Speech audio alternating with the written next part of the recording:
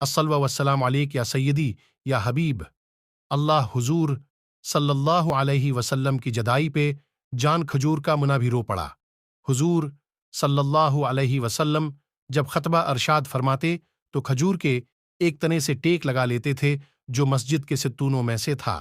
پھر جب حضور صلی اللہ علیہ وسلم کے لیے منبر بنا دیا گیا تو آپ اس پر جلوہ گر ہوئے تو جس تنے کے پاس آپ خطبہ پڑھتے تھے وہ رونے لگا قریب تھا کہ وہ پھٹ جاتا۔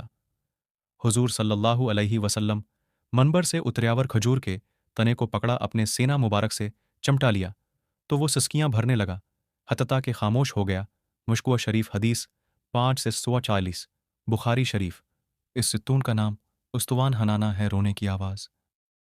سب صحابہ نے صلی اللہ علیہ وسلم سنی جمعہ ولید صلی اللہ علیہ وسلم سنی جمعہ والے دن حضور صلی اللہ علیہ وسلم کی اس سے ٹیک لگاتے، اور یہ ستون حضور صلی اللہ علیہ وسلم کی پشت مبارک کے بوسے لیتاس سے حضور صلی اللہ علیہ وسلم کی جدائی برداشت نہ صلی اللہ علیہ وسلم ہوئی تو زارو قطار رونے لگا، یا اللہ ہمیں بھی حضور کی محبت میں جینا مرنا نصیب فرما۔